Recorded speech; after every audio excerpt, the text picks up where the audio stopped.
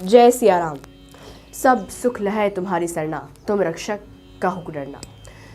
हम सभी हनुमान चालीसा का पाठ करते हैं, नित्य रूप से करते हैं। कई बार हमें किसी ज्योतिषी ने बताया होता है, किसी पंडित जी ने बताया होता है कि तुम हनुमान चालीसा का पाठ करो, राम नाम का जाप करो, तुम्हारे जीवन में सब कुछ अच्छा हो जाएगा। अब हम उनकी बात मान के करने भी लग जाते हैं, लेकिन हमारे मन में ये सवाल आता है कि आखिर हम राम नाम का जाप कर रहे हैं, हनुमान चालीसा का जाप कर रहे हैं, इससे होगा क्या? इसे नित्य रूप से करने से क्या फ़ायदा, हमें क्या फ़ायदा, आज वो हम जानते हैं। मान लीजिए आप यहाँ पे खड़े हैं, ठीक है, ये दुनिया है पूरी, और आपके पास दो ऑप्शन है। या तो आप इस तरफ जाएं जहाँ पे है राम, हनुमान, है ना, कृष्ण, राधा, ठीक है, यहाँ पे भगवान का है एरिया है, जहाँ पे पॉजिटिव ही पॉजिटिव एनर्जी है, पॉजिटिव एनर्जी है, सकारात्मक विचार है, ठीक है। इस तरफ क्या है? इस तरफ है भूत, ठीक है, पिशाच,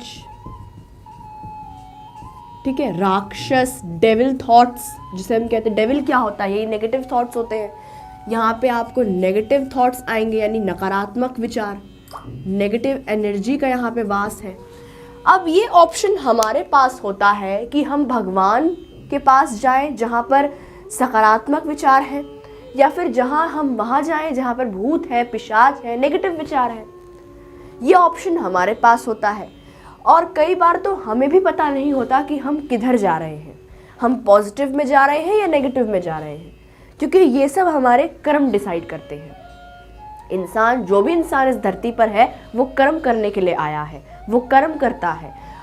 आप पानी पी रहे हैं, आप चाय पी रहे हैं, ये भी एक कर्म ही है। हनुमान चालीसा को पढ़ना भी एक कर्म है, और भूतों के बारे में भी सोचना एक कर्म है।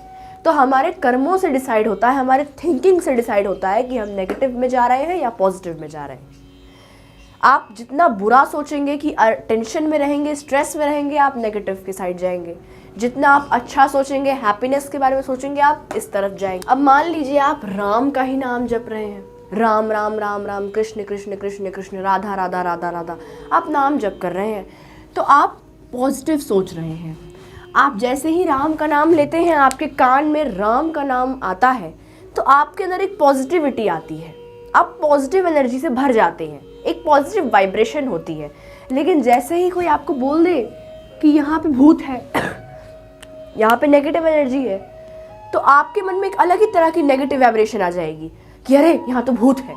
भले ही आपने भूत को देखा भी ना हो, लेकिन जब हम नेगेटिव चीज़ों के बारे में सोचते हैं तो हम डर जाते हैं। राम के बारे में सोचें, कृष्ण के बारे में सोचें, तो एक पॉजिटिव एनर्जी आती है। अब यहाँ पे एक और चीज़ की बात होती है। मान लीजिए आप यहाँ पे खड़े हैं, ठीक है, तो ये आदमी जो है, हमारे अंदर एक चेतना होती है, जैसा हम सोचते हैं उस हिसाब से हमारे चेतना का स्तर बढ़ता चला जाता है। मान लीजिए मैं नेगेटिव ही सोच रही हूँ, तो मेरी चेतना का स्तर जो है वो एक लेवल पे आके रुक जाएगा कि मैं तो भाई नेगेटिव ही सोचती हूँ।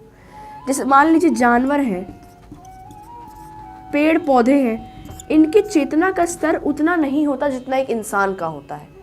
अब इंसान में भी 3 तरह के लोग होते हैं। एक होते हैं तमोगुनी, एक होते हैं रजोगुनी, एक होते हैं सतोगुनी, ठीक है। अब इसमें डिफरेंस क्या है? इन 3 तरह के लोग ही इस धरती पर हैं। तमोगुनी वो लोग होते हैं जिनको भगवान पर विश्वास ही नहीं होता, वो सारे टाइम नेगेटिव सोचते हैं, वो किसी भी काम को करने से पहले डरते नहीं हैं, कुछ भी रिस्क ले लेते हैं, तो वो तमोगुनी लोग होते हैं जो हमेशा नेगेटिव ही रहते हैं। रजोगुनी वो होते हैं जिनको पता है कि भगवान है, बस उन्हें पता है, तो वो संसार में फंसे रहते हैं, माया में फंसे रहते हैं। अब सतोगुणी क्या होते हैं? वो सिर्फ भगवान का नाम लेंगे, वो भगवान में ही विश्वास करेंगे, उन्हें भगवान की प्राप्ति के चिंता रहेगी कि वो भगवान की प्राप्ति कैसे करें, वो भगवान में ही डूबे रहेंगे। तो हमारी चेतना का स्तर जो है वो बढ़ता चला जाता है। अगर हम सतोगुणी की तरह सोचने लग जाएं तो हमारी जो कॉन्शियसनेस है वो बढ़ने लग जाएगी। बहुत से लोग तमोगुणी होते हैं, नेगेटिव सोचते हैं, जो कि भूत के बारे में सोचेंगे। अब आपको तमोगुणी से ऊपर जाना है, सतोगुणी तक पहुंचना है, तो आपकी जो यात्रा है, जो तमोगुणी से आगे बढ़ ही नहीं पा रही है, तो आपको उसे बढ़ाना पड़ेगा। और अब ये सवाल आता है कि हम अपनी चेतना को कैसे बढ़ाएं। तो चेतना को बढ़ाने का यही तरीका है कि आप हनुमान चालीसा का पाठ करिए, राम नाम का जाप करिए, तभी आप तमोगुणी से ऊपर उठ के सतोगुणी तक पहुंचेंगे। हनुमान चालीसा, ठीक है, भगवान का नाम जाप करना पड़ेगा, तो हमारे जो चेतना का स्तर है वो बढ़ेगा। ठीक है, ये पॉइंट नोट कर लीजिए कि आपको चेतना का स्तर बढ़ाने के लिए हनुमान चालीसा और नाम जाप तो करना पड़ेगा। ठीक है, भगवान की पूजा भी एक कर्म ही है। भगवान की पूजा जितनी आप करते हैं आप उतने पॉजिटिव बनते चले जाते हैं।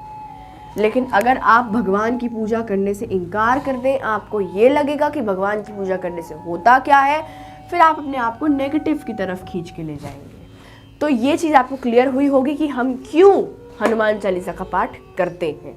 तो आज की ये वीडियो यही थी, कैसी लगी कमेंट में ज़रूर बताइएगा। और आपके कमेंट्स पढ़ने में बहुत अच्छा लगता है, तो कमेंट ज़रूर करिएगा। और हनुमान चालीसा का पाठ नित्य रूप से करते रहिए, बहुत लाभ मिलेंगे, बहुत।